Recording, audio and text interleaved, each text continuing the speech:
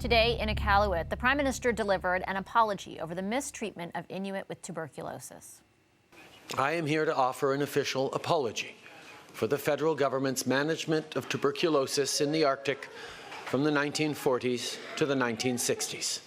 The government's approach to TB wasn't to show compassion or care, but to separate families and ignore people's rights. It was colonial, and it was misguided. Each one of these cases should never have happened and is heartbreaking. And to hear the Prime Minister apologize for that unequivocally, I do hope will help with the healing process for so many who have gone through so much. Over the course of 3 decades, nearly half of Inuit in the eastern Arctic were taken from their homes to southern Canada for treatment of TB, often without their consent or any explanation for their families. Many never returned. Part of today's apology is the launch of a database that will help families find the grave sites of their loved ones. For more on the apology, I'm joined by Natan Obed, president of the Inuit Tapiriit Kanatami. Hi, Mr. Obed. Nice to see you. I appreciate you coming in. You remarked there in your comments that you hope that the apology helps with the healing. How do you think it will? It's hard to know where to start, but let's start with just that Inuit are Canadians. And during the 1940s to 1960s, we're talking about Canadian citizens being treated for a medical condition. And the government of Canada, in treating tuberculosis, took Inuit away from their families, away from their homeland, to sanatoriums in the south, in Ontario, in Manitoba, and Alberta, and in Quebec and other jurisdictions. And if they were treated and they recovered, maybe it took 2 years, maybe it took 3 years, but then they would be sent back home. During that entire time of care, they weren't able to speak their language. Sometimes we heard stories of people being tied to beds. They didn't have any access to country food. They didn't have any access to even their relatives and family members. Those families who were being treated to mothers and children were separated. So this all happened as government care for Canadian citizens.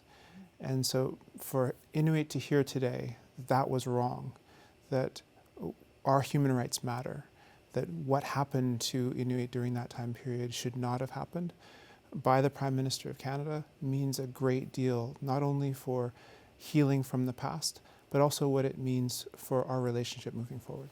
What kind of effect, long-term effect, has it had on people who had family members there or were themselves gone through it? I mean, we're not talking about that long ago, really. Imagine parents looking for children and not knowing if their children are still alive or have perished. And if they have perished, they don't know where their grave sites are. And that being a lifelong search. Same thing for other family members, mothers, aunts, uncles, siblings. Many Inuit have spent their entire lifetimes looking for their lost loved ones without any support, without any information about where they might be. So it has had a tremendous impact on the lives of individual Inuit, but also just in the psyche of our communities and the delivery of healthcare to Inuit. I know that apology is about what happened in the past, but I do want to also make sure our viewers understand that it's still tuberculosis is still a very present problem. I just want to read a statistic because tuberculosis remains a major threat. The average annual rate of tuberculosis among Inuit in Canada is now more than 290 times higher than Canadian-born non-Indigenous people. Yes. I know that you had developed a framework in partnership with the federal government. Where are things at? We're finalizing regional elimination plans now with Iqaluit, Nunavik, Nunavut, and the Iqaluit regions, and the federal government, provincial and territorial governments, and then other actors as well. We hope to release more on that on World TB Day later this month.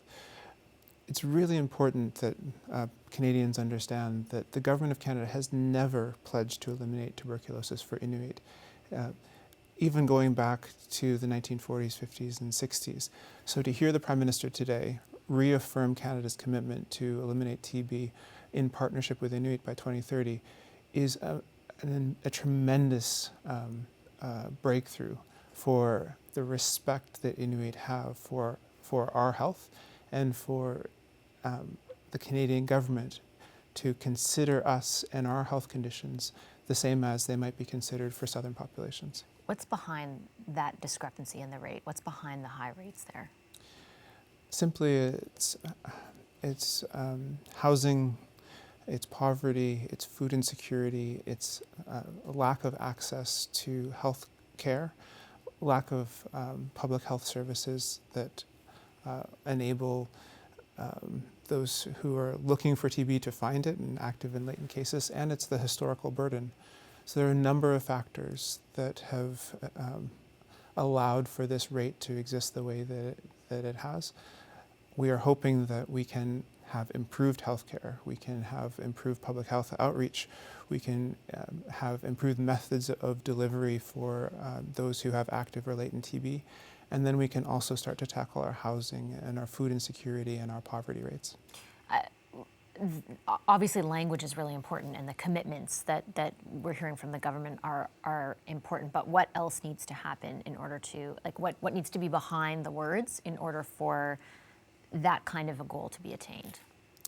Yes, it's wonderful to have the commitment, and in 2018, the Government of Canada pledged $27.5 million over 5 years for TB elimination work, but we all realize that that is not enough. And so as the elimination frameworks, the elimination plans are finalized and are implemented, there will be more funds that are necessary for specific actions that will lead to the elimination of TB in Inuit Nunangat. We hope that the Government of Canada follows through in those times when those resources are necessary to mobilize and to follow through with their commitment. And finally, I guess, what was it like to be there for that apology? Like, I know that you're talking on behalf of a lot of people you represent, but for yourself. Well, I've worked in Inuit representational organizations, and I've tried to help families who come to us and came to me in the past and asked me, help me find what happened to my daughter, help me find what happened to my grandfather or mother or sister. And during those times, not being able to do all that I felt that could be done, and not that I was personally responsible, but I felt that deep hurt and that anguish that people had.